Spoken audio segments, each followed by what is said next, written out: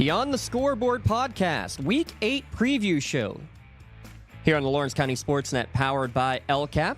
Our weekly get-togethers here delivered by Penn Ohio Bottled Water. Let Penn Ohio Bottled Water do the heavy lifting and deliver cases of bottled water straight to your home or work.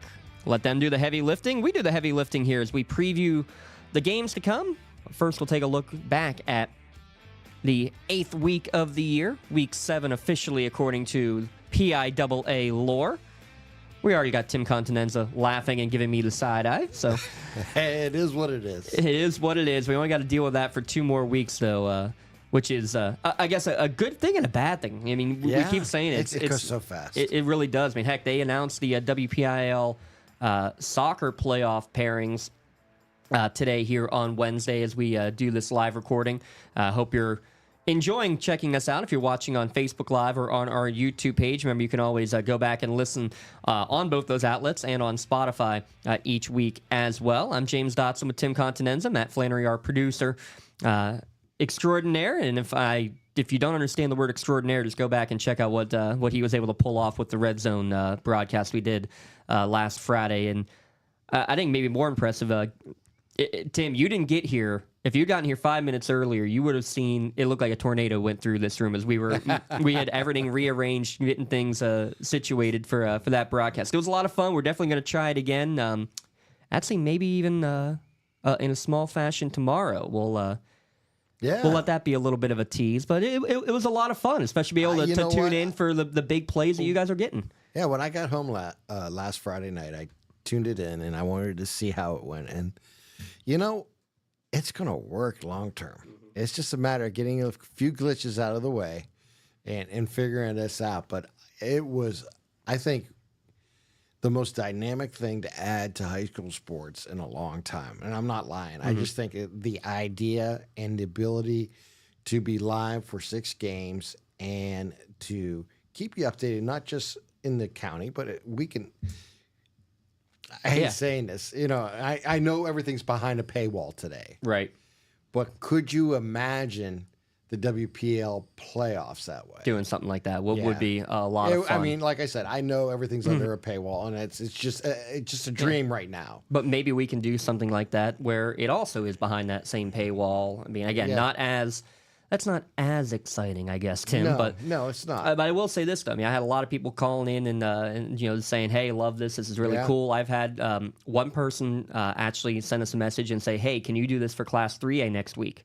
It's like, well, we don't have any teams that are in 3A in the area, so we're not really focused on 3A. And I had another one, though, who said, any idea of something? It was one of the counties up Crawford County, maybe? Okay, yeah. I think it was Crawford County.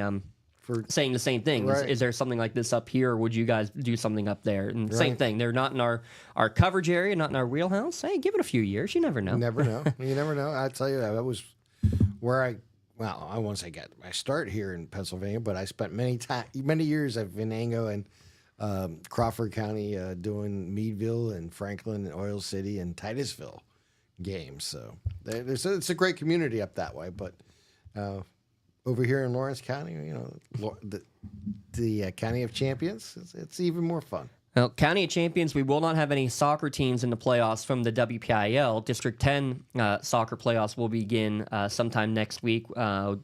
Wilmington, I believe both boys and girls teams are kind of on the edge of that playoff scenario there. If one of those teams are able to advance far in the postseason, hopefully we get a chance to cover them like we did the boys as well. Before we get into the recap of the football, want to mention real quick, we will have a big volleyball match tomorrow.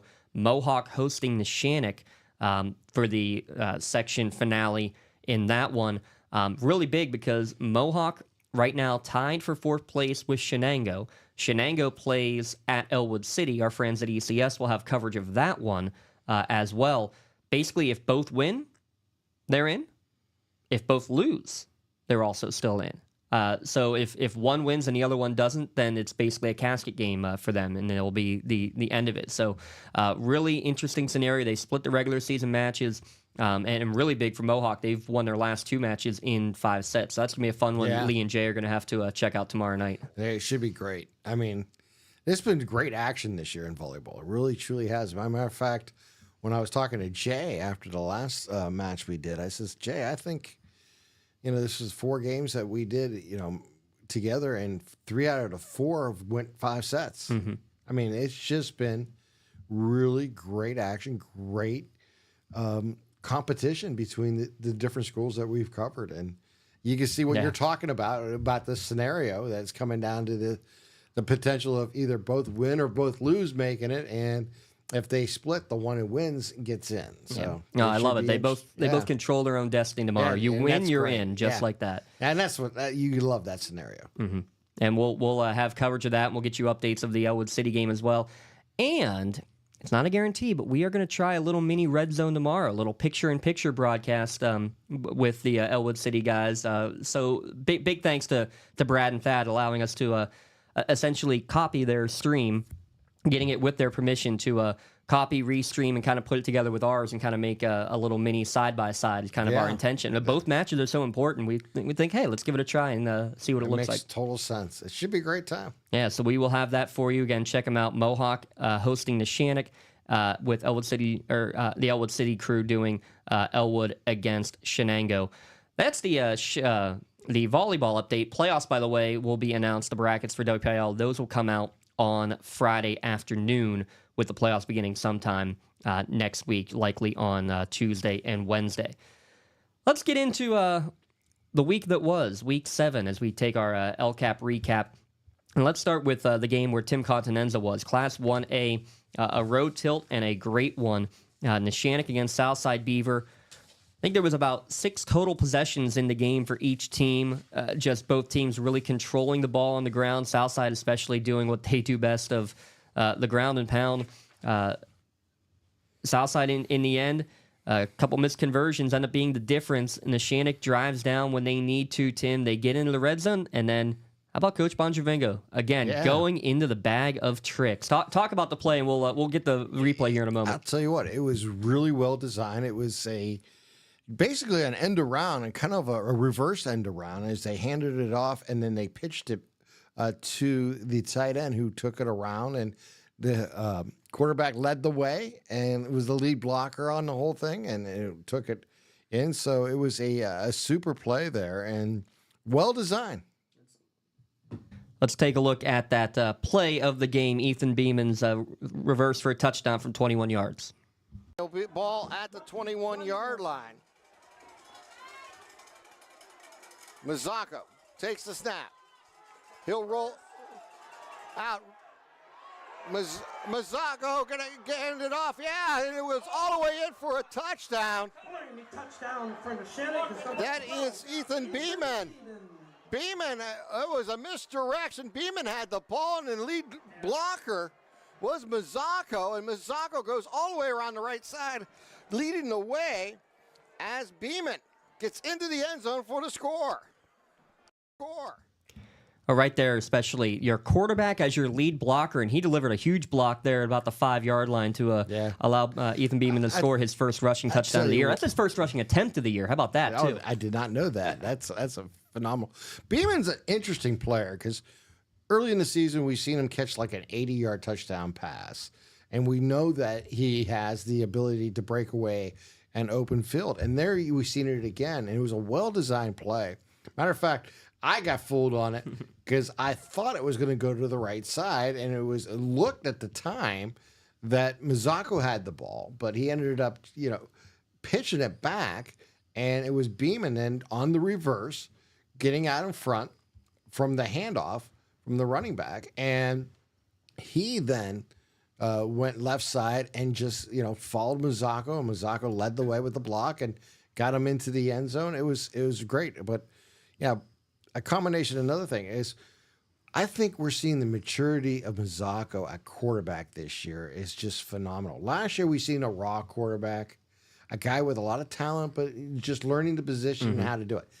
This year, we're seeing him putting all that talent together because he's such an effective runner. He's a quality passer, and more than anything, he's a great leader on that football field. And I think those 3 things, when you look at Neshannock, that's why they're 5-1 in the conference, Yeah, and I mean, mean, statistically wise, he goes over 1,000 yards passing in his performance last week. He had another 2 rushing touchdowns. I believe he still leads the county right now in rushing touchdowns on the year. Now with 12 passing touchdowns to go along with 14 touchdowns? 13 now on the ground. Elijah Palmer-Kane with 14. We'll talk about him in a moment. But, yeah, still, just really impressive. 27 total touchdowns. And the way he runs that zone read, he makes the right read 9 times out of 10, whether he's handing it off or whether he's keeping it. It's been really impressive to watch him play as Neshannock stays undefeated there in the Big 7. And to win that game, especially on the road against the defending conference champions and defending WPIL runner-ups. It was an impressive win. It was a good road win. You know, I was talking to Coach Bonjavingo before the game, and I happened to mention that, you know, regular season that the Lancers have an 8-game road winning streak. And he goes, really? I did not know that. And it was like, well, you know, you're 3-0 this year, and you're looking to go 4-0 here. And, you know, and he was like, well, that's something I'm kind of proud of. We didn't have something I just was not. But I says, you know, I asked him about that. And just taking what type of focus you have for your team, because it takes focus to get on a bus and travel and then get off the bus, get familiar with the field, you know, go through your warm-up and then get out there and perform properly for the game. And it's difficult when you're talking about 16, 17-year-old kids doing that. And that was an impressive win. And it was a win that I think you're going to look back at the season and star, because it was a tough win. It was not an easy win. It was 21-19. They did everything they needed to do to win that game, and they never panicked when they got behind. And I thought that was really impressive. Yeah, that's a couple times this year that they've really stayed with it and getting that come-from-behind win. Similar with Laurel, the other game in the Big 7. Laurel now also 4-0. So the Spartans and the Lancers at the top of those Big 7 conference with 4-0 conference records. Neshannock 7-1 overall. Laurel is now 4-4 overall on the year. But what I'm looking at here with Laurel is they found a bit of a running game. Yeah, it's still not over the top impressive in the numbers, but they again have kept the threat of it. Jackson Sauter's getting it done on the ground. He had a rushing touchdown in the game.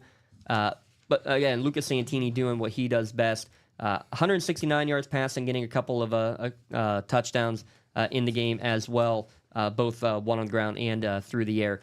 I've been impressed with how Laurel has responded to that 0-4 start. We said it a couple times. Those 3 games are what, a combined 10, 11 points difference, something like that? They were in every game and had an opportunity. I mean, they lost by 1 point to Elwood City to open the season. I think they lost by 3 in another game. Yeah, overtime in the one game, 5 to Mohawk. Yeah, exactly. I mean, it's just phenomenal, disappointment. But in a lot of ways, it just shows you how competitive they were. And it was just a matter of them. And, it's set up so uniquely that if you do well in the conference, what you did out of conference doesn't matter. So it really kind of emphasizes that and really puts it into play. I hate to look too far ahead, but the following week against Neshannock, what a matchup for both those two schools, because it's going to be something about, A, who's going to win the conference, and B, assuming that they both win this week, seeding for the playoffs. And I think, how could you deny a one-loss team in the Big 7? I just don't think you can. Yeah, and it is going to be very interesting. I mean, we're not going to get ahead of the game because now Laurel has to travel down to Southside. But worst case scenario, if Laurel were to lose to Southside, even if Neshannock wins, Laurel can still beat Neshannock and get essentially a 3-way tri-champion, and same the other way around. If Neshannock were to lose this week, Laurel wins, it could go the other way around. So I do want to correct myself. Both of Santini's touchdowns were rushing.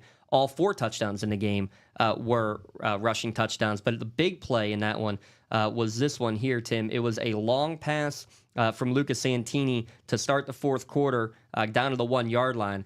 We're just going to say you got mossed. And Leda Capobianco, as well as Wilmington D10 golf champion Santino Toscano for being named the September Red Zone of the month. And we get a completion down to the 1-yard line. I didn't even see that happen, Lee. I looked down, and he was falling on the 1-yard line with that completion. The completion, first down and goal. Unfortunately, I was reading that athlete of the month, and the play. Yeah, right at the start of the fourth quarter, they got to the line quickly and went on that deep pass. But just to break it down again, Lucas Santini rolls out to extend the play, throws it up, lets your athlete make a play, and Colton Carlson basically taking it over the top. Very similar if you saw the Tyler Warren touchdown for Penn State over the weekend, except Carlson didn't snap the football, but a similar design there in the way he caught it, literally going over the defender to make the catch at the 1-yard line. They would score a couple plays later to take the lead for good in that 28-14 win. But again, Carlson doing what he does, just such an athlete. He and Jack Miles, both on the receiving end, the rushing end, and the defensive end, have been really stellar. You look at Santini at quarterback and what he's done. He's thrown for almost 1,400 yards this year, and has like 11 touchdowns. But more importantly, he spreads the ball around. There's not one favorite target. I mean, Carlson has 27 catches, and Miles has 23, and Shear has 20. I mean, you're spreading the wealth around. You're doing a great job of viewing the field and getting the ball to your different receivers and doing things necessary to open up the offense. Now, as you mentioned, they've kind of gone back, trying to get back what they've always been known for as a rushing team. If they can get that running game going to that level that they aspire to be at, then they're a really interesting team. They have been the last 3 weeks. Once they got into Big 7 conference play, and I'm really I don't want to get too far ahead of myself, but back in my mind, I keep thinking about, wow, what a way to end the season against Neshannock. But most importantly, they got to get through this week's game, and that is, against Southside Beaver. And that's, you can't get too far yourself. That's going to be the most difficult thing for the coaching staff, is not to allow your players to look too far down the road. Got to take care of business this week. Yeah, I mean, you win this week, you're guaranteed at worst second place, and you win this week, you probably are getting that home game in the playoffs. So let's get into that right away real quick. 13 teams, Tim, make it in Class 2A. 13 teams in the Class 2A tournament. Top 3 in each conference, and then that would be 4 wild cards the rest of the way. Right. It's all 3 winners of the conferences get the bye. We would assume so. It's not guaranteed. I shouldn't say that, but it should be. At least that's what we would assume. Yeah, I'd be shocked if you don't in Class 1A. I'm sorry, that's Class 2A is 13. So Class 1A, it's all 16. Yeah, because there's 4 conferences. Yeah, we're in 16. I'm sorry. Yeah, 16. There is no bye for Class 1A. That's Class 2A. Which actually I love. The full 16 field? I do. I mean, if you can... I understand just because of the numbers, you can't always do that. But if you can get a full... even like 8 for the 4A. I like even numbers where you can truly have, each week have a play and going forward. And a 16-team, playoff is just such a dynamic thing to watch. And for us here in Lawrence County, we have so many great single A teams and schools that traditionally play and have an opportunity to get to the Whipple final. So let's see what happens. We've watched Union last 2 years make big runs. I'm curious to see what happens now with Neshannock in single A this year, and of course, just the continued growth of Laurel, just to name 2. Yeah, absolutely. The growth over this year, and that is such a young Laurel team, too, that has a lot of juniors that are leading the way. Basically a year behind kind of what Elwood City was a year ago as we jump up to Class 2A. Elwood City remains undefeated, but it wasn't easy in the 39th edition of the Rivell Cup. Coming from behind. That was kind of the theme, Matt, that we were talking with all last week, of that coming from behind as we were watching all the games on the Red Zone. Elwood City trailed in the fourth quarter, but they drive down and end up getting the touchdown late on a quarterback sneak there from Chris Smiley. He also threw a touchdown to Daylon Curry earlier in the game. Elijah Palmer McCain, being the workhorse he is, he's now at 1,000 yards on the dot for the year after that game on Friday night. Third season that he's gone over 1,000 yards. He's an impressive young runner, isn't he? That all-time leader now but by a pretty wide margin here at this point, as he broke that record back in week 0. But again, finding a way and doing it with the defense, Tim. None of those, no touchdowns allowed on defense. It was a touchdown on a kick return and a field goal. Those are the points put up by Riverside. You know, our partner and Eric has mentioned their defense all season long, and he's right. When you look at what they have achieved just in the last few weeks, I mean, they've given up 3 points. They had a shutout. They this past week only given up 9 points in a very tough game, against Riverside. So, again, you got to give a credit. I mean, that is such, to me, Wolverines football, and which where Coach Bradley, brings to that program, and a running game, a tough running game, and playing great defense. They're set up. They're really interesting, and we've seen it all season long. When they had that opening win in overtime that you've seen against Laurel to open up the year, and then, of course, what they have achieved throughout the season. Just really been impressive with the Wolverines and how they've handled each step of the way, and they deserve the rankings that they're getting. And we've talked about it all year, the passing game being kind of the Achilles heel. They've really improved with that over the course of the year. It keeps improving, kind of like the Laurel run game has been improving. I still think the greatest thing, though, and the craziest thing, we keep talking about their defense. This is a defense that gave up like 32 points a game last year. Yeah. Did Elwood City. And that was, they looked like a Swiss cheese defense at times last year. Yeah, last year, I think Eric and I got to watch them against Beaver Falls, and it was a slugfest. I mean, it was like who had the ball last had a chance to win that game. And it was just a really important, I think there was 28 points for both teams in the first half, if I remember right. Yeah. It was just an absolute, who had the ball was going to, take advantage of that. And then you look at what's going on this week, should be interesting. I mean, I think Union's going to, be type of the thorn in the side type team. That's kind of what they are. They are.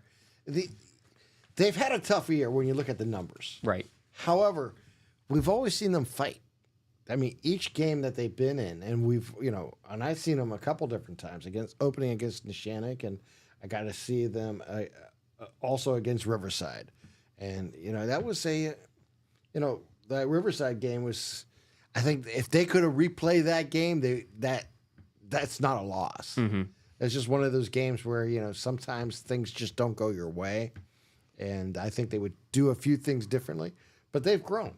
And, now that they're on a 2-game winning streak, they have some momentum on their side. And this is something that, I expect Elwood City to win. I expect Elwood City to, maybe take over in the fourth quarter. But this is going to be Union's just that type of team, a thorn, as you put it. And I think that's exactly what they could be. Let's talk about Union. They defeated Freedom 36-23 in their game. So first time that they've gotten over the 21-point barrier that they've gotten to a couple of times. But Lucas Stanley the last 2 weeks throwing the football has been, again, I'm not going to say a pleasant surprise, but the way they started the year, that passing game is finally to gel. In fact, the game against Beaver Falls, he went over 200 yards. But before that game, he was at about 220 for the year through the first 4 games. Puts up 203 against Beaver Falls, puts up 186 last week against Freedom, and 3 touchdowns over the course of those 2 games, just to, again, put a little bit of, or less pressure, I should say, off of that running game. Right, I was just going to say, take some pressure off of Thompson and what he does. Maddox has been great this year in what he is on, either running through the Wildcat or just as a receiver. And, between them, he's has 800 total yards this year, not counting what he may have had in returns. I mean, he's had a big impact on this offense. And then you add finally a passing game that could complement that. That's huge. And I think that's where early in the season they had trouble getting that going. In the last 3-4 weeks, we've seen, Stanley grow as a quarterback. Here's a guy who was a receiver last year and, making the adjustment to a quarterback. And his first time playing in like 4 or 5 years as well. Yeah, exactly. So, I mean, just impressive. Where they're at and what they're doing. But, that's Coach Nee. You know darn well, this team was not going to go down without a fight. Week 0 is not the team you're going to see in week 9 or week 8. What was it 7 this week or 8? I don't know. I don't know. the penultimate game, we'll call it that. How There about? you go. So, but yeah, Union at 2-5, and they still have a chance. We'll break down all the playoff scenarios here after our first break before we get into previewing the games coming up this week. But again, just to kind of wrap up the Scotties talk, confidence in Stanley, they passed it on 9 of the first 10 plays. Yeah, that's fantastic. Yeah, I mean, love that. Tells you enough right there. They haven't done that all year. Mm-hmm. And to have confidence going into a game, they're saying that we're going to open up the game and throw to start, and really take the eyes off of Maddox and what he brings, and put the eyes on Stanley and what his top receivers can do. I thought it was just it was a great changeup, and I think that was a perfect time there by Coach Nee. I'll give a shout out to Jaden Townsville. Had a pretty impressive leaping catch, and then later got a jumping touchdown as well in that game. Going back to Elwood City real quick, the defense, the way that they've played, look back to that Western Beaver game and only allowing 20 points in that game, and them coming late in the game, those last couple of scores. My goodness gracious, how impressive that is, especially when you look at how Western responded on their senior day on Saturday with a 47-20 win over Mohawk. And that was a game that, going into the half, Mohawk able to get a big touchdown late in the half. They get the ball to start the second half. They drive right down the field, Tim. It was a 16-play drive for Mohawk. They got to the 5-yard line, but then an impressive play jumping in front of the route in the end zone and getting the interception was Western Beaver. And it was very... You could feel the wind kind of lead the sails of Mohawk, and Western just 3 plays touchdown, 2 plays touchdown, 3-play touchdown. Javen Peel was out of his mind, not only throwing but running it. Possible player of the year in the Whipple when you talk about it. You mean again? Yeah. he was as exactly. the freshman quarterback of the year. I know. It's just it's really impressive what Western Beaver is, and the challenge they had in front of them. And that's what I love about Elwood City this year. Every challenge they've had, they've rised up to the occasion. They opened up the season in Neshannock, and that was a place they don't win at. Mm-hmm. And they ended up getting that victory. And they had to deal with the weather and the delays in that game. Like I said, what's impressive there is Coach Bradley, each game has found a way to challenge his team to rise to the occasion and get the victory. And now Coach McCutcheon from Mohawk's going to have to do the same. Bobby Fadden, by the way, did go over 1,000 passing yards on the year in that game. And that was, I think, maybe the one thing you could say. Cass Stratton got hurt early in the game, so they didn't have the normal 1-2 punch at running back. But Fadden had a couple of long runs. One was called back with a penalty. The other one wasn't. I think that might be the key, is relying on your quarterback to make a couple more plays with his legs as needed here down the stretch.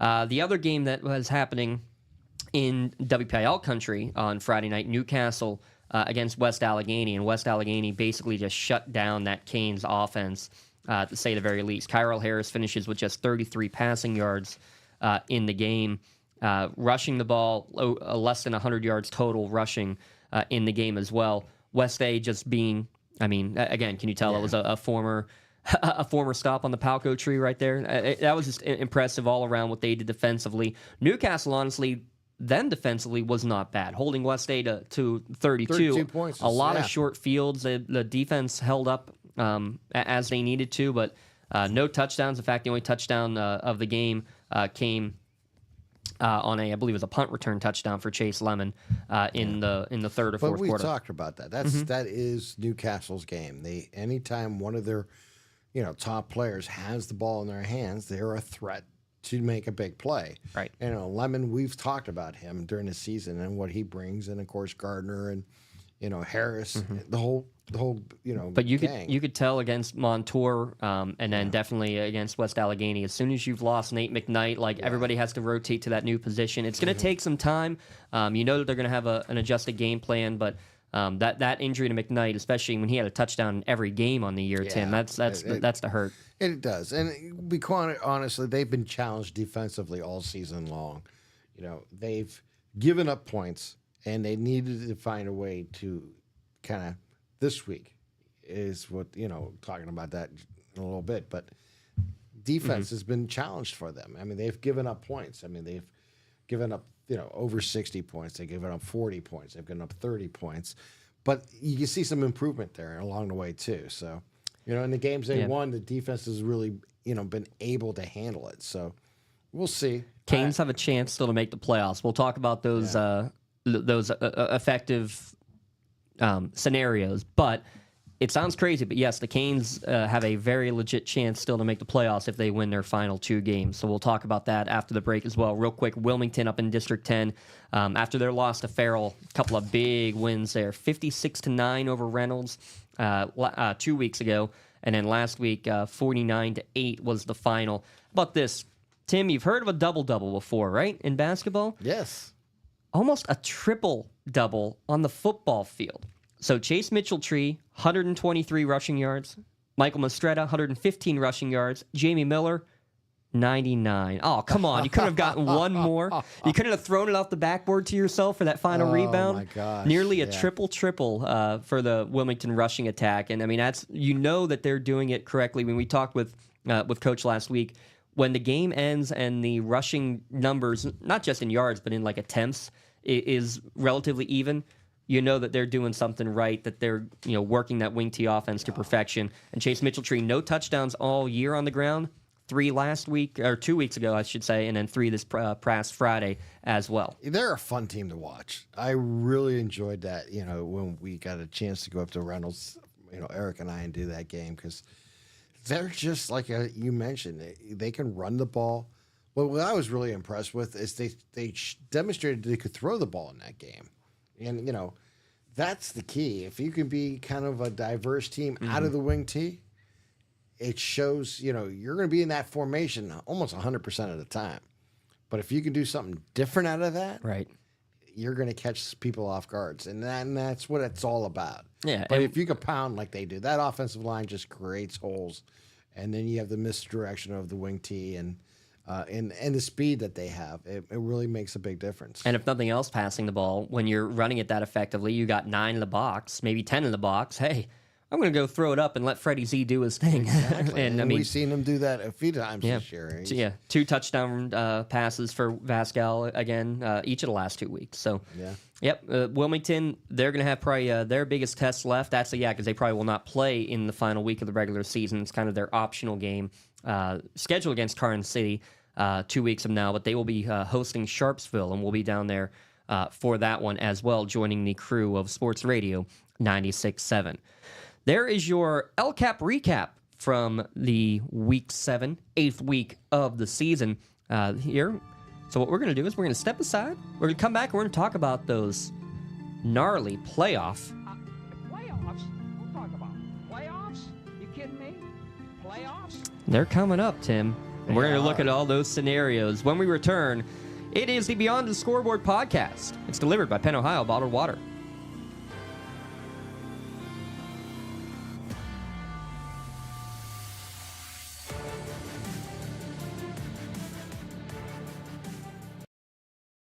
Don't get left out to dry. Call the Penn Ohio Bottled Water Company for the fastest and most efficient bottled water delivery service in the area. Penn Ohio offers bottled water ranging from 16.9-ounce bottles to 5-gallon jugs, perfect for your next event or office water cooler system. Also, don't forget to ask about their custom labeling options. Visit PennOhioBottledWater.com for more information and to get a quote on their delivery services. Whether it's at home, in the office, or on the sidelines, Penn Ohio has you covered. I love what I do because coming in every day is different. How can you not enjoy these kids coming up and hugging you and giving you these great smiles all throughout the day? Seeing the progress that our kids make every single day is one of the reasons I love coming to school. What should we do? We have fun. LCAP Early Learning Centers is hiring. Help empower young minds in Lawrence County and become a superhero today. Apply at lcap.org. Thank you for calling Axe. Where can we take you today? To work, to the store, to Grandma's house. Axe can get you there, but it's much more than a ride. It's a joyride. I'm helping people. I'm getting them out of their house. I'm taking them to their doctors, to the grocery store. They say I'm entertaining. Okay, we laugh, we joke, we sing, we tell stories. They're like family to us. even if it's the same day. To schedule your joyride, call Axe today.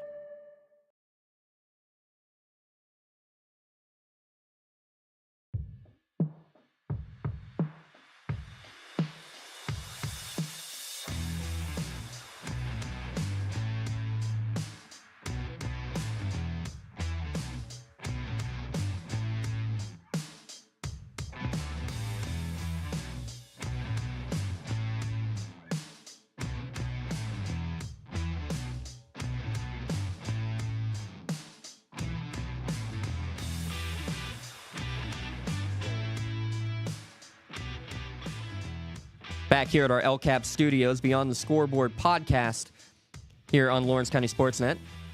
It's delivered by Penn Ohio Bottled Water. Again, big thanks to Ryan Ches and everyone there at Penn Ohio Bottled Water for all that they do for us, allowing us to get you these recaps and previews each week here at lcsportsnet.com.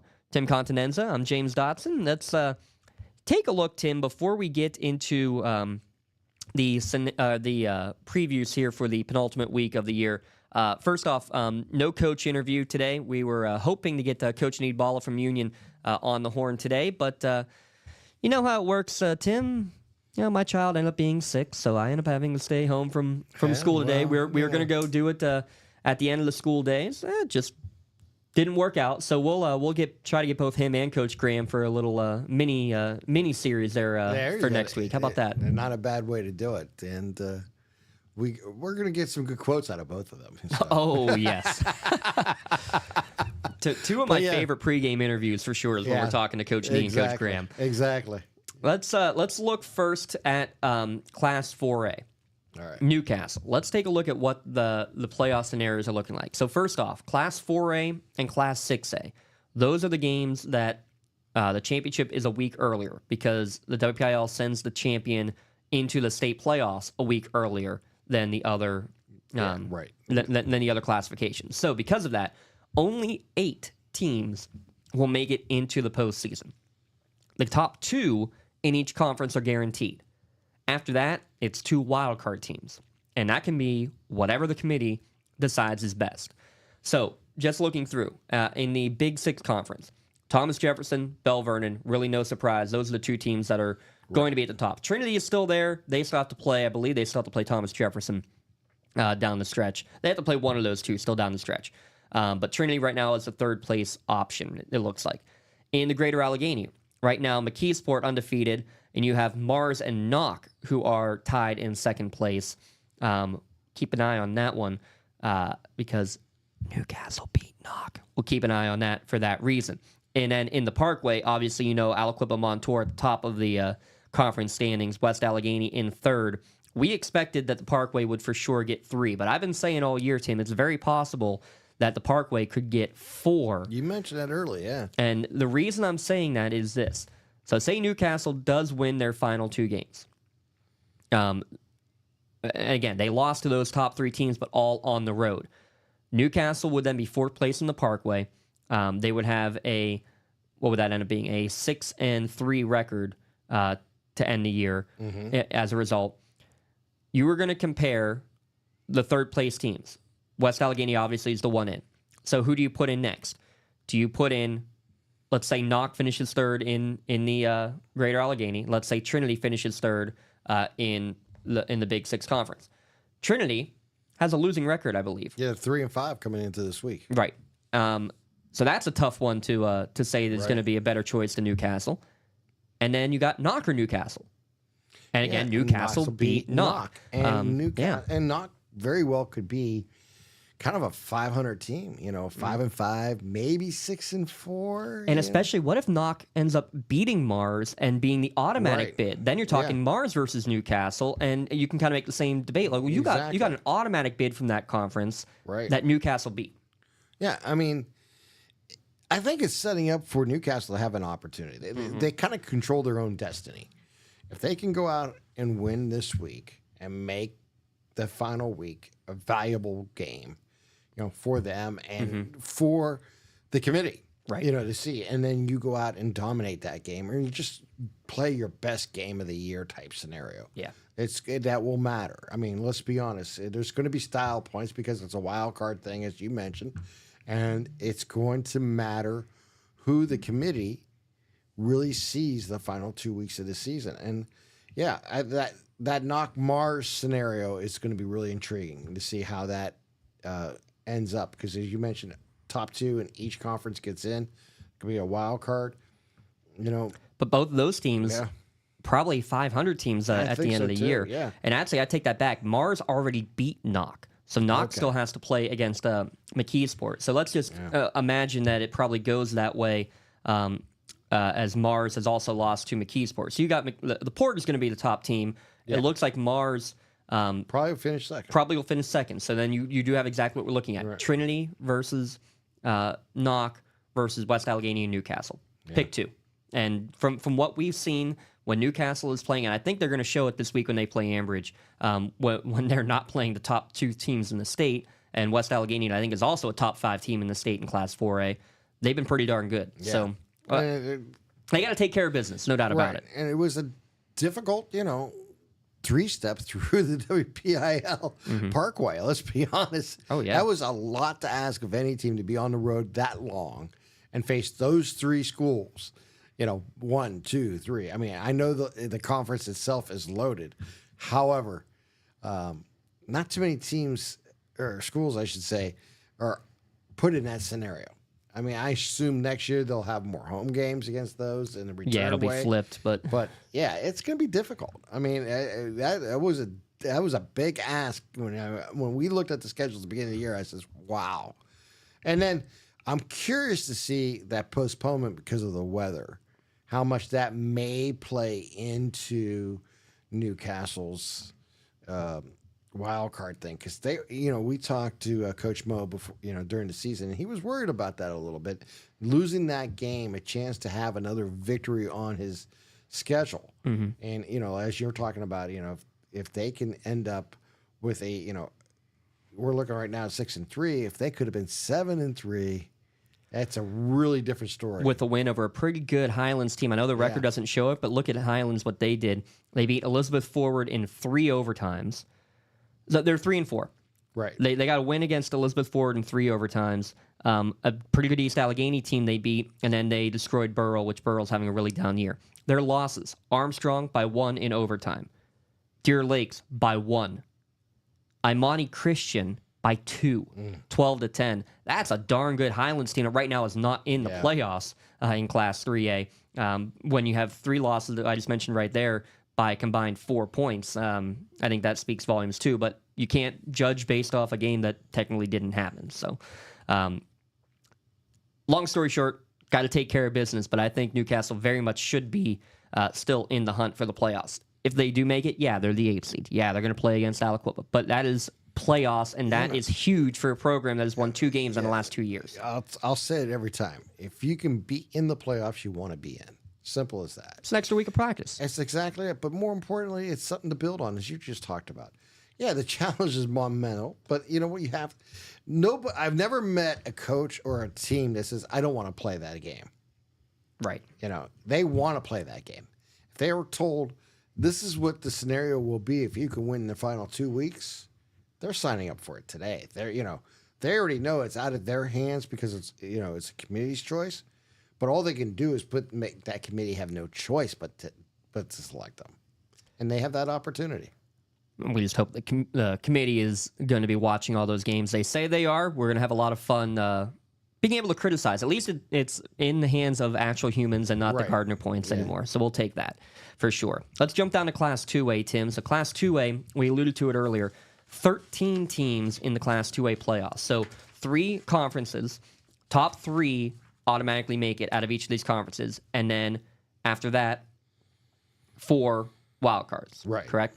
So let's just go right down the list. So Allegheny Conference, no doubt. You're going to have South Park, South Allegheny, Steel Valley. Those are going to be your top 3. Right now, Olsh at a 2-3 conference record is the 4th place team. I think they're probably going to get in as long as they don't stumble here down the stretch. Century Conference. This is where the top of the Century Conference has always been strong. Seton LaSalle ranked number 1 in the WPIL right now. Keystone Oaks a half game behind them. They're 4-1. Washington at 3-1. Those are the 3 teams that are in.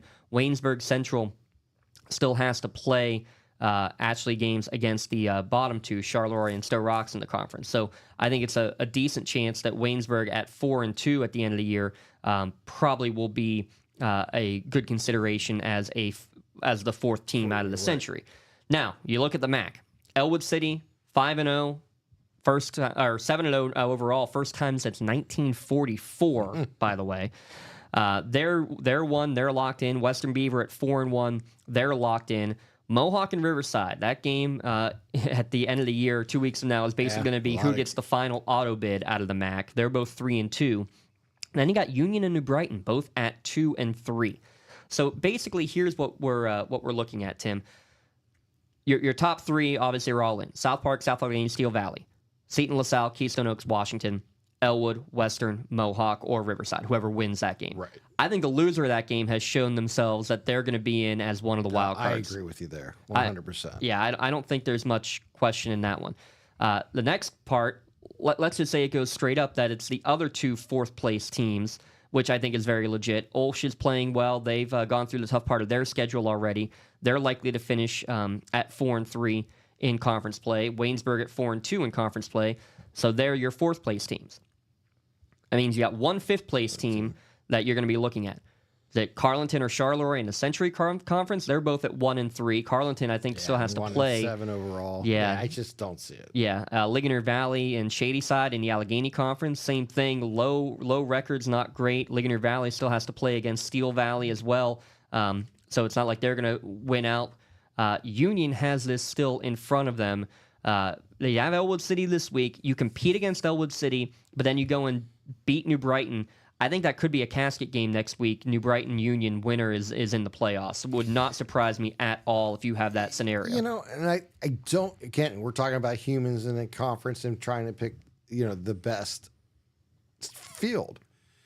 When you look at Union, who voluntarily moved up, and is the smallest school in, 2A playing, if they do challenge Elwood City this week, and they do finish off the season strong with a win, I got to have some weight. Yeah. That really should have some weight. When you're talking about trying to find that 5th-place team that's going to make the playoffs. I mean, I know it's going to be tough to say, hey, that's a 3-6 team that you are going to put in the playoffs, but again, look at who they played. Neshannock, who they were dead even with through 3 quarters, pulled their starters. Washington, dead even with at halftime, and then Washington did what Washington did. Mohawk was a 17-14 game at half, and then Mohawk took care of business in the second half. If Union just played first halves, they have 3 more wins under their belt, to be honest. And they're playing well right now, which is also, I think, something the committee can look at that a computer can't. And that's true. And you got to look at just, the numbers game. And when you really get right down to it, what they have done and what they have in front of them. Like I said, how they perform this week against Elwood City matters. It really, truly does. If they pull the upset, then, it changes the entire formula. Oh, yeah. But even if they come up, let's just say, 10-point loss. I was going to say 8 to 10-point loss. And how good we've seen them play for a half, for 3 quarters. If they can do that for 4 quarters against the top team in the league, that matters. And like I said, that when you look at the numbers, you look at where they're all falling, there's no reason why you can't say New Brighton's going to, win the next 2 games. We don't know. So let's find out. I think Union has a great shot at making that bid. Carleton and Charleroi, by the way, play each other in the last week of the year. That could be kind of a win, and maybe you're in scenario for that final game of the year. Finally, Class 1A, Tim, which is the one that's going to make the most sense because there's 16 teams. Thank goodness. But it's still the same scenario. Top 3 in each conference, and then 4 wild cards. I mean, you could just say straight up the top 4 in each conference like it has been. But I like that you can give a little bit of a benefit of the doubt. If one conference has played better than the rest, then you have a chance to reward them and get that fifth team into the postseason. But just looking through at the very beginning of this, I find it very difficult to say that you're going to not take the top 4 in each conference, even with the Tri-County South, which is notoriously not do well in the postseason. Maybe you could say the Eastern takes one away from the Tri-County South, but I just don't see how that's going to happen here down the stretch. Now, it's also going to be very interesting with the Big 7 conference because you got Laurel and Neshannock both at 4-0, Southside at 3-1, Rochester at 2-2, and then you got Northgate and Shenango each with 1 win on the year. But Shenango's came against Northgate already. So it's going to be interesting how that goes down the stretch because Northgate has one last chance. They have to beat Rochester this week for them to get in the playoffs. Shenango still has their game against Summit Academy. That's how they end the year. They're actually off this week. Well, I won't say off. They're playing the defending state champions. They're playing Fort Cherry. Not optimal situation. No, it's not. But same thing. Do one of those teams as a 5th seed really make an argument to potentially take over, one of the 4 seeds from the other conferences? I doubt it, but there is still that opportunity, especially say Shenango goes out and puts on a show. Again, you don't have to beat Fort Cherry, but if you play well against Fort Cherry, then go and win your final game, that you're putting at least a bug in the ear. It's what we're talking about Union, and the same thing. Mm-hmm. How you finish the year and how you look against certain teams, it's going to matter. And, it's been a tough year for Shenango with everything that has gone on, but there's talent there. And it's just a matter of, can they finish strong? Can they, what type of fight will they get up against Fort Cherry? And then we'll see what they do next week. But they, they're not out of it. We'll put it this way. Yeah. We're talking with 2 weeks left in the season, and they're still legitimately not out of it when it's been an impressive season where they've had 2 postponements. So looking at if you were to rank the teams in Class 1A, I think Fort Cherry, Clairton are going to be your 1-2, the champions out of the Black Hills in the Eastern Conference. I think whoever ends up winning the Big 7 ends up being the number 3 seed coming in Class 1A. Question is, where do you put the Tri-County South champion? Again, Tri-County South has notoriously been rough, but Jefferson Morgan's still undefeated on the year. They're going to be a 4. Maybe you give them a 5 if you say maybe the runner-up out of the Big 7 maybe deserves the 4 ahead of them or something like that. It's tough for me, even though you can talk about the strength of each conference. If you won your conference, I think you kind of earn the top 4. Yeah. I'm not saying you can't make a case, and I can see them legitimately making that case and saying, well, we want the best tournament possible, so let's go ahead and put, let's just say Laurel at that spot. Right. And I can understand that. I mean, I think you can make a legitimate argument for it. But winning a conference title should have value. Right. Even if it is considered the 4th of 4, conferences. Yeah. I think it's going to be Fort Cherry 1, Clairton 2, Big 7 conference champion will be the 3. I think they'll give Leechburg the 4. Leechburg has played very well this year, only the 1 loss coming to Clairton last week. They've been basically dominant in every other game on the year. Then the question is, I'll bet you give the Big 7 runner-up ends up getting the 5, and Jefferson Morgan ends up as the 6. That's just my prediction of what you're going to end up seeing happening, just based on what the committee has done in the past. Now, I do think what you're saying about the conference champion being important is really key in Class 2A, because with 13 teams, the 1, 2, and 3 seeds all get buys. So right now you're looking at it would be probably St. LaSalle as the 1, Elwood City as the 2, and South Park as the 3. I could see those 2 being flip-flopped to 2 and 3 as well. Really no difference between a 2 and 3, to be really honest. But I think when you have that going on, you're going to see, as it should be, I think you're getting the conference champions all as the first-round buys, very deservedly so. Oh, yeah, and they earned it. They really deserve it, and I hope, when it comes time that there's really good quality discussions in the room about the seedings and how they're going to lay it out. Because, in the end, no matter what you have to do, some team is going to have to get on a bus and travel and play their best game. And it happens in the playoffs every year. Mm-hmm. So even if you are, let's just say, a 3 seed instead of a 2 seed. So that last game of the playoffs, if you're still alive, if you have to get on the road and play, you're going to be okay. And that's, I think, the most important thing. And most of these teams have proven throughout the season they can travel and play a great game.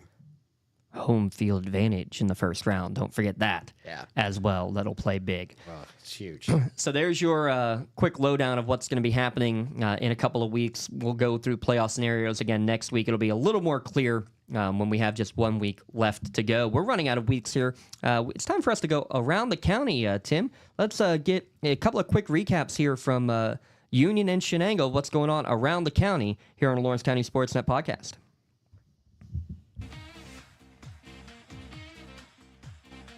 Hey Scotties, this is Kenzie Siddell and Ellie Smith with your Sports Weekly Recap. The Lady Scots volleyball team has their last section game tomorrow against Beaver County Christian. They had a huge win against Southside last night, winning in 3 sets. As of now, they are looking at going into the playoffs. Last week, the boys varsity football team won at home against Freedom. The final score was 36-26. Maddox Thompson had 2 touchdowns and they take on Elwood City on Friday. That wraps up this week for the Scots. This is Ellie and Kenzie with LC SportsNet. I'm Terry and only Terry, and this is the Lawrence County Sports Recap. Laurel versus Shenango. Shenango lost 28-14. Volleyball. Shenango lost to Laurel. A score of 12-15. Girls 7th grade basketball. They won against Elwood 30-6, but lost to Mohawk 35-12. And 8th grade girls basketball won against Elwood 31-22, but lost to won to Mohawk 34-25. That's all for your Lawrence County sports recap. I'm Terry, only Terry. Bye.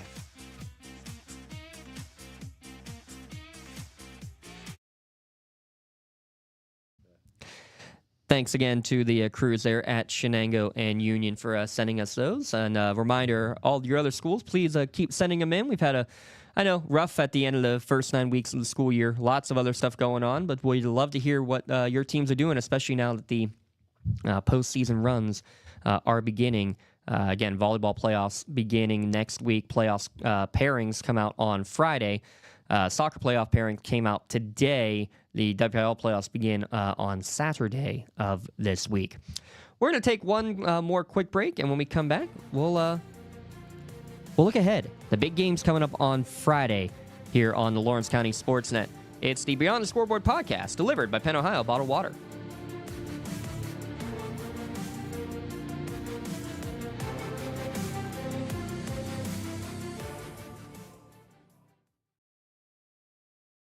For those of you who think you can do a better job at officiating, please go to PIAA.org, click on how to become official, take your test, and see how you can do. Don't get left out to dry. Call the Penn Ohio Bottled Water Company for the fastest and most efficient bottled water delivery service in the area. Penn Ohio offers bottled water ranging from 16.9-ounce bottles to 5-gallon jugs, perfect for your next event or office water cooler system. Also, don't forget to ask about their custom labeling options. Visit PenOhioBottledWater.com for more information and to get a quote on their delivery services. Whether it's at home, in the office, or on the sidelines, Penn Ohio has you covered.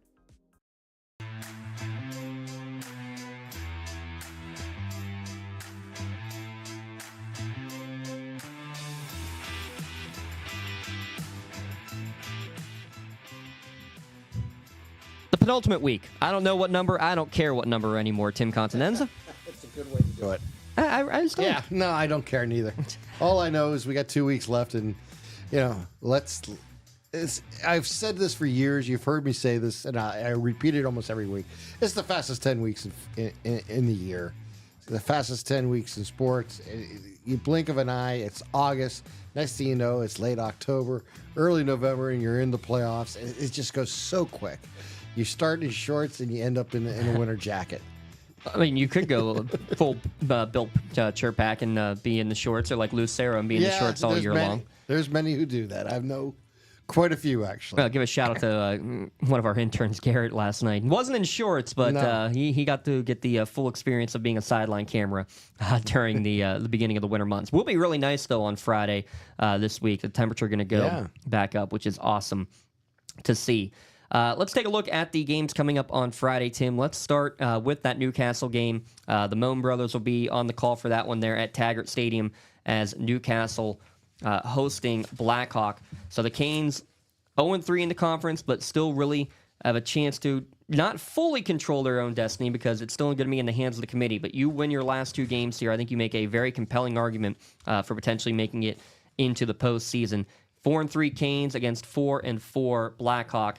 Isn't that? It's Ambridge this week, isn't it? I'm sorry, it's Ambridge this week. You're correct. My apologies. Yeah, Blackhawk is the one that would be even bigger on the finale. So 4-3 Canes, 3-4 Ambridge Bridgers. Both teams looking for their first win in conference play, Tim. And for Newcastle, it's got to be about the defense. You know, you're averaging 35 points allowed per game, but again, you held West A to just 32. I know that doesn't sound great saying just 32, but that actually is a pretty good number against a really good West A team.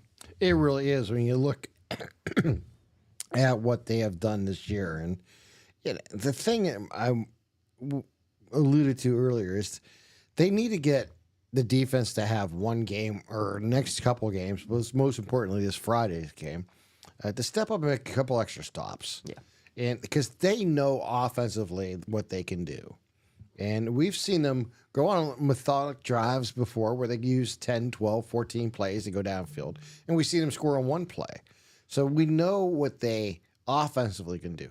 Defensively, it's really more important what they do on first down and third down. I mean, obviously second down is important too, but those are the key downs when you talk about it. If they can prevent the Bridgers having 3 to 5 yards on first down and then force them in third down and 5 or longer and be able to get off the field, even if it's the second or third possession of that drive, as long as it's not getting across the 50 or getting across their own 40 where, one play can happen, and we see it so often, in Newcastle games. I think that's going to be key. If they can get off on third down, they can stomp people on first down, they can get in the backfield a little bit more often. We've seen them do that a few times this year.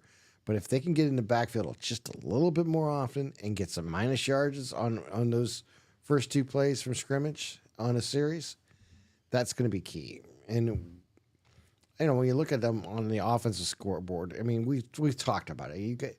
When you have a dynamic quarterback in Harris, everything flows from there. I mean, we have a running back who's basically a world-class sprinter. Yeah. And everything goes from there.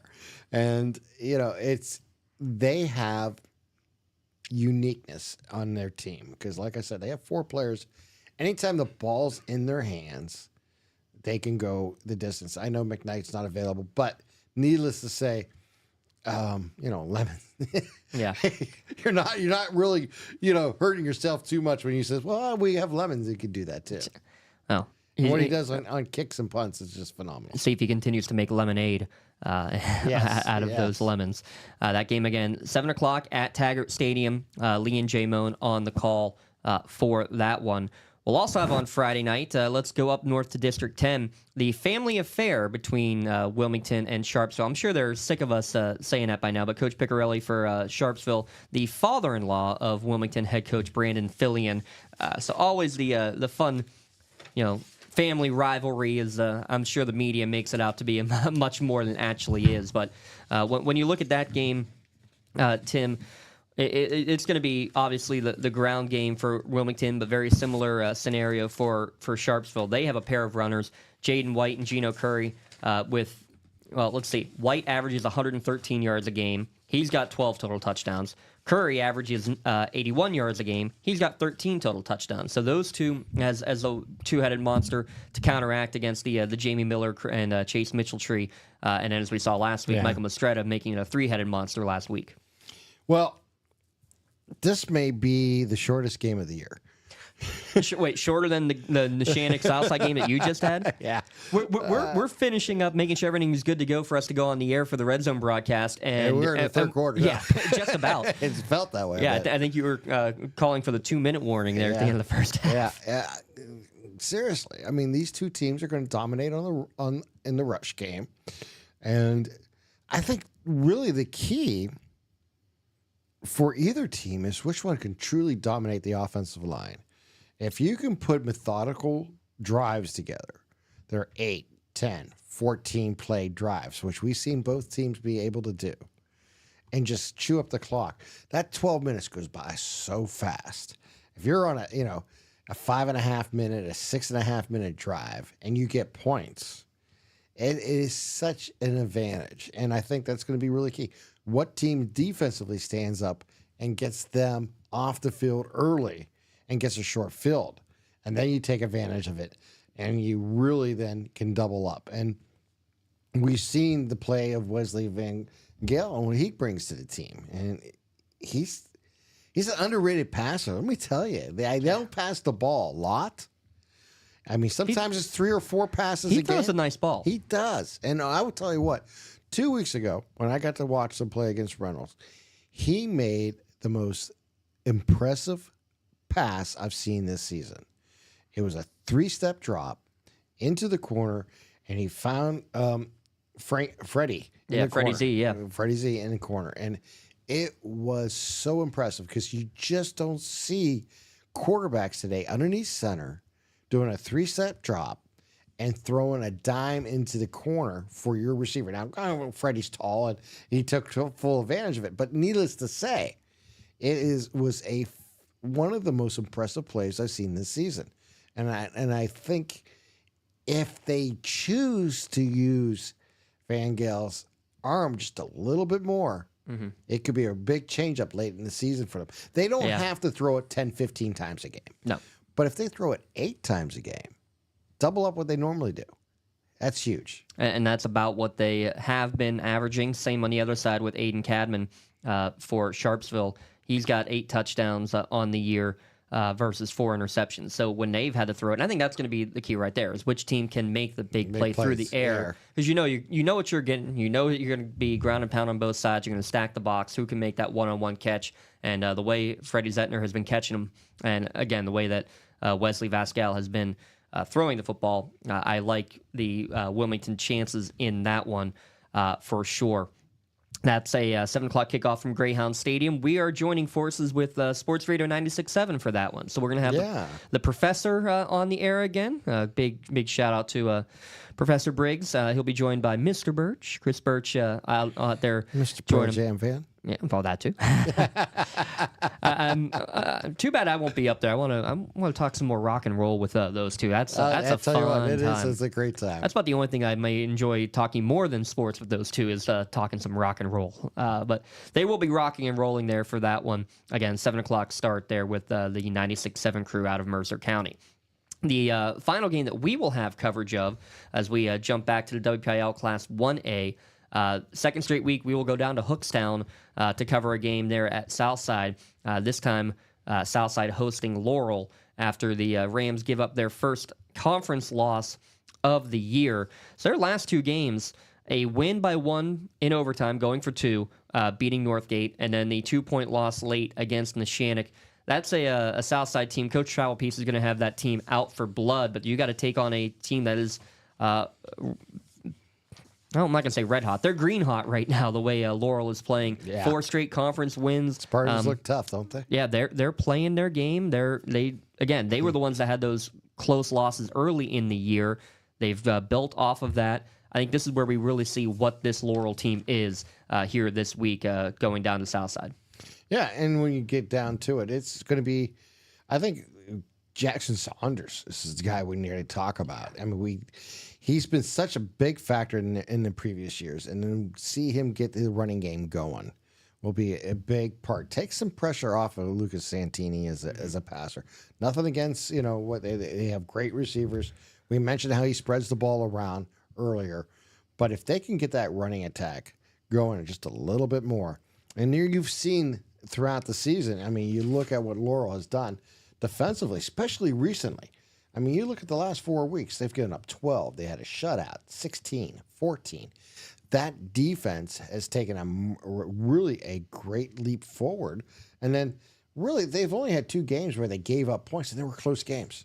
So, we're talking about a gangrene team here in the Spartans, but yeah, the most impressive second half of a season we've seen so far. Oh, absolutely. And I do think, they've made a couple of adjustments knowing that the running game hasn't been as great. They actually they lost one lineman due to injury. They took another one that they took off of the line and moved him to tight end just as another weapon. So essentially now they're playing with a 6 lineman kind of front with Jay Naiorio. Honestly, he has some of the best hands at the tight end position. A player to watch for Southside, who's the same type of thing. He's an athlete, can play everywhere, is Slavon Williams. They had him as a wideout in the game I watched, and I talked to Travel Piece, Coach Travel Piece ahead of time.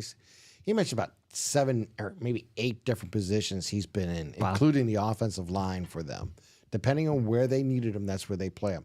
He's a dynamic player who can be a game changer. So how you defense him when he's in a offensive position will be, I think, really impressive and important and difficult to get right for the coaching staff because you don't know if he's going to be a running back, a slot receiver, a tight end. Have to account for him on every play, and especially in the wing tee. Exactly. It's going to be a difficult assignment for whoever has it, and that'll be interesting how Laurel handles that. I think it's going to be really an important part of that game. It's one thing to run the ball well against Summit Academy or against Shenango. We'll see how they do against a very talented Southside team there on Friday night. Eric Thomas, hopefully, fingers crossed, will be back with us. Stay strong there, Eric. We want to get you back in the booth. I told him if he says he's not good enough, he still has to come down and run the camera. So you don't have a choice, Eric. You're going to be there one way or the other. If we have to mute you and mask you, then so be it, as he's fighting through a little bit of a pneumonia there. So it's going to be beautiful on Friday. You can do it, Eric. You're good. Yeah, we have total faith in him. Tim said that, not me. No, for sure. Definitely do. The other game featuring a team in the Big 7 Conference, Neshannock hosting Summit Academy. Again, Neshannock kind of look at it as a tune-up. You don't want to overlook Summit because they have, obviously, some athletes. They've put up points in a decent number of their games as well.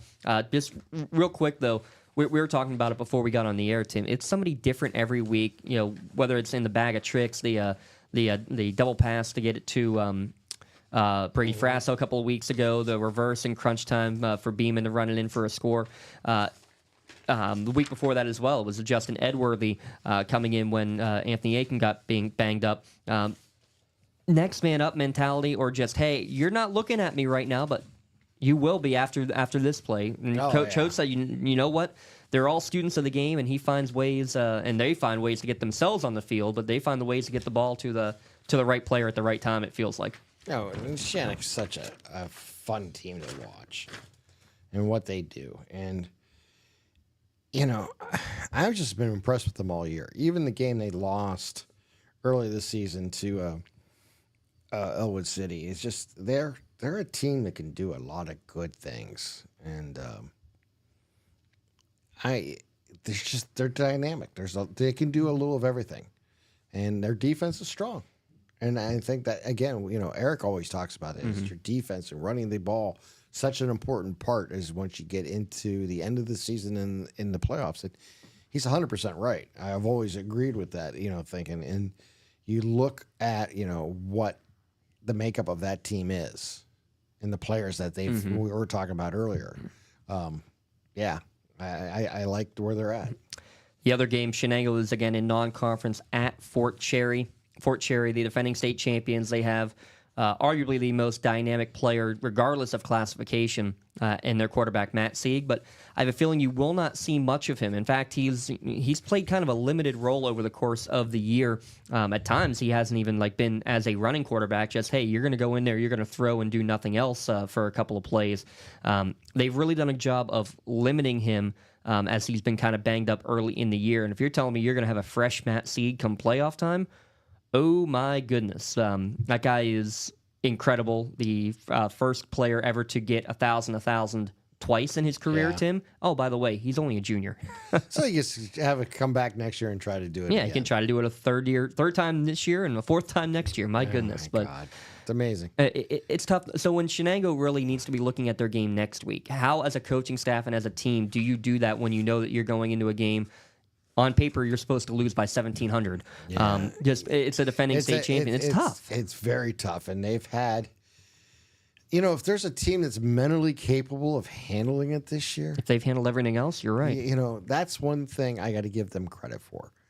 They're a mentally tough team. And they got players that have been around, have done a nice job. I mean, you look at what Sam Patton brings to the team. And he can run the ball. He can throw the ball. You look at Farella and what he brings.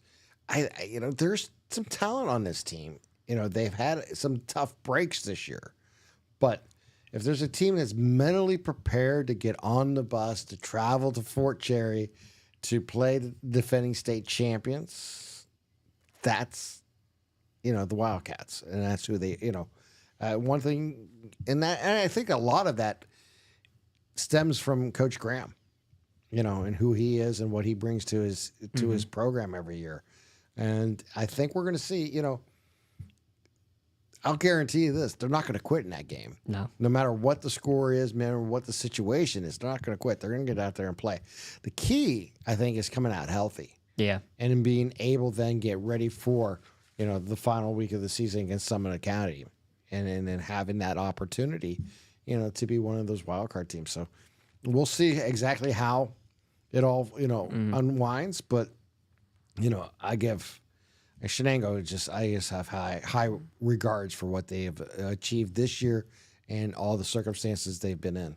Real quick, Class 2A, Mohawk travels to Freedom. Freedom put up a decent number against Union. Found some success in the pass game, but they love to run. It is a full house backfield wing tee the way they run the football. They're going to go and they're going to say our 7 up front are going to beat your 7 up front. It's going to be another challenge again because Western Beaver.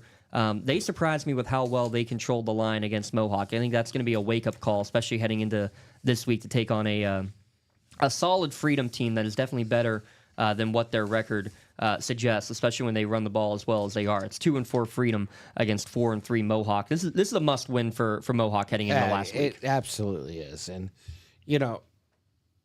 Bobby Fatt is such a dynamic player. And what he can do, and we've seen it early in the season when we were going to say, oh, they're going to just run the ball. They'll use him as a runner. They'll use, that. And he was throwing the ball everywhere that night. And he can do that. And he can be, a person, with Blake Logan can really make, plays happen. And I think that's going to be the key. Can they make a couple of plays? But they got a great dynamic running game. And you cannot, take, Cash Stratton out of a ball game. You got to give him the ball. Yeah. And unfortunately, he was out the entire second half with an ankle against Western. And I do think that Sam List, made a lot. Yeah, it does. Especially on defense, we didn't talk about that much. Well, a huge player on defense. And then, most of these players play a lot of both ways. Some of them play up to 80% of the snaps, maybe even more in a football game. And that just tells you the importance of what they bring to the club. And, they right now, they can just, get through this game healthy against Freedom. They should handle their business. I really, truly do believe, Mohawk is on paper going into that game as the favorite and has the ability and has the players, even if they don't have a full deck this week, that they should be able to get past Freedom and then, bring on Riverside, and we'll see what happens. Riverside at Beaver Falls, so that should be a win there against the winless Beaver Falls Tigers. So, get your wallet out. I think we're going to have basically a play for the final spot in the MAC conference next week when Mohawk hosts Riverside. So, got to get through this one, though, first for sure. Then the final game we got to preview also in the MAC is the other, actually the only county versus county game we have here this week. Elwood City hosting Union. Our buddies down at ECS again will be doing the broadcast of that one there at Helling Stadium as Elwood City 7-0. They win this, Tim, they clinch what would only be the third conference championship in program history. Oh, the celebration is going to go on in that town. And they should. Yeah. Because Oh, they've earned every victory they've gotten. The challenges in front of them is there. And, Coach Nibalo is going to have Union ready. We know that. So it's not going to be, a cakewalk for them. And it's going to be interesting. And we've known Union to rise up to scenarios that they don't normally see. And it's a long season. And you don't want to look past the team. And I don't think, Coach Bradley would ever allow that to happen with his Wolverines. So I think it's a great matchup, even though on paper you just got an undefeated team versus a team that's is on a 2-game win streak, the first 2 wins of the season. So it sounds like a mismatch. And I don't think it's going to be a mismatch. And I think it's going to be a close game. I think it could be very similar to the game, where they play when Union played Neshannock. In the first half of the game, it was right there. Both teams were there, and I think that's actually what Elwood City needs. They need to be challenged every week to know how important every game is, and need to try to be as successful as they can be. To be, a team that, let's be honest, as you mentioned, this is only the third time they have a chance to win. And they're going to become legendary in that town for years to come. Everyone's going to talk about the 2024 football season. You want to make sure they're talking about all your games, not like, well, we had one hiccup, and that's will be interesting to see. It's not going to be an easy game for them. Coach Bradley, I know, will have them ready to go. They're not going to take that team lightly, but I do think for Union to... It's going to be on Stanley, let's be honest. Yep, absolutely. He plays the way he has the last couple of weeks. This is going to be a ball game. Yeah. If it's like the early parts of the year where the passing game wasn't quite as crisp to start with, then it's going to be like that Neshannock game ended or like the Mohawk game ended. And it would be interesting if they get him out of the pocket a little bit, and it'll be obviously Thompson's running. Is there one thing with Coach Nee? There's always going to be a change up somewhere. Yep. So, and who knows if it's this time we're going to actually see Thompson actually throw the ball out of that position at quarterback. He's done it a couple times this year, not often. Even a misdirection, who knows? He's been a top receiver for Stanley, so I think that's again keys. Their running game's so important to what they do. But they can change it up once in a while. It's going to be a big play, and we'll have to wait and see how it all comes out. But yeah, I like that matchup more than people realize. Yeah, I'm exactly there with you, and it would not surprise me either way. If it's a tight game the entire way, or if it was a 30-point victory, it wouldn't surprise me there either. EPM. Yeah. Anytime the ball's in his hand, he's like Newcastle. He's a threat. We've seen him catch a 60-some-yard touchdown pass this year. We've seen him run the ball. We've seen him be effective being a 4 or 5 yard ball carrier. He has 14 touchdowns on the year. I mean, he's just a dynamic player, and we've seen him grow from last year to this season. And might be where we're going to talk about is the play of Smiley. Yeah, I was going to say the same thing. He's been two lefty quarterbacks in this one, too. Didn't think about that. You mentioned that. Tim's loving that right there, exactly, let me tell you. Yeah, get that ball going. No, I agree, and I'll tell you one final key. Evan Twiddell against Jamel Mitchell. That's going to be a matchup all night long there in the trenches. It's going to be a lot of fun to watch on both sides of the football. And I also say that kind of tongue-in-cheek because Evan Twiddell last year caught a hook and lateral from the lineman position for a touchdown. Jamel Mitchell has, I think, 3 carries now on the year on backwards passes to a lineman. So it's fun that you have an athletic lineman on both teams that they're not afraid to try to get him the ball. Are they going to give him an offensive number and use him as a tight end? Not that I'm aware of, at least, but I've jokingly said that. I know you have, and I think it's actually kind of a thing that you may not. Well, look at what Laurel did. This would be a game to pull that out in. Hey, take I'm not saying a it's shot going to at happen, but right. I mean, hey, look at what Jaden Iorio. He caught a touchdown pass against Summit Academy. What he is like what Slavin Williams is for Southside. Mm-hmm. I mean, you could use him in a lot of different ways. Now, granted, he's primarily a trench player, and he's done a great job. But he's also been kind of a lead blocker. Out of that. I don't know what you want to call it, a wing type offense that they run at times. And he's a load to get. If he gets going, forward, you like being Thompson behind him. Oh yeah, absolutely.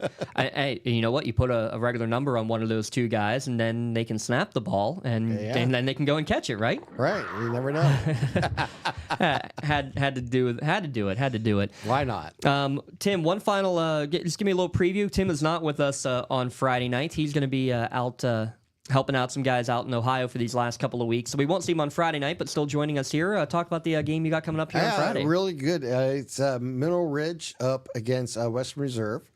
Western Reserve comes in with some very talented players. They got a couple running backs doing really well. And I haven't seen much of Ohio football this year, but I've been hearing good things, from Matt Emch. I want to throw out a little hi to him and tell him to get better. I bet he better be ready Friday. We're all playing hurt at this point of the year, aren't we? And but he told me he'll be ready. He's gonna have his little thing done, and he goes, I've been told I'll be. He goes, I'll meet you in the booth. I'm like, all right, perfect, no problem. And Matt is a guy I've known for years and did games over in Ohio with him before coming back over here to do football with Lawrence County Sports. So it's going to be a lot of fun, and we'll see what happens in the next couple of weeks. They have a different system in Ohio. They have the computer point system, and 16 teams make in each region. So Mineral Ridge is the school he covers, and they're right in the thick of a playoff run. So they have an opportunity. So a big game for Tim as well, of course. Going to have fun with that. We appreciate Tim coming in and joining us here. Always appreciate Matt Flannery, our producer, getting everything up and running. And again, getting this studio reconstructed here for... Did a good job. Yeah, absolutely. Perfectly done. What a shock, huh? Yeah, no kidding, right? Big thanks to him. He'll be joining tomorrow. We have, again, the volleyball match, Mohawk against Neshannock. There in Bessemer, we'll have senior night coverage before the beginning of that game, and then you can also tune in to the Elwood City versus Shenango volleyball match going on tomorrow as well with our friends there at Elwood City Sports. For Matt Flannery, Tim Continenza, I'm James Dotson saying so long and stay tuned. Thanks again to our sponsors here, the Penn Ohio Bottled Water Company. Big thanks to them because they've been great for us as well all year long. Make sure you give them a call for delivery of your 3 or 5 gallon water cooler systems. For the entire crew, I'm James Dotson saying so long. Stay tuned. Volleyball tomorrow, 3 games Friday, and come in next time for Beyond the Scoreboard podcast as we preview the final week of the year. That's coming up next Wednesday. Catch it all at Lawrence County SportsNet, powered by LCAP.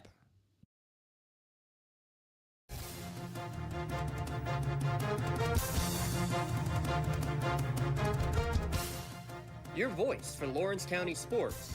The gold ball headed home to Newcastle. This is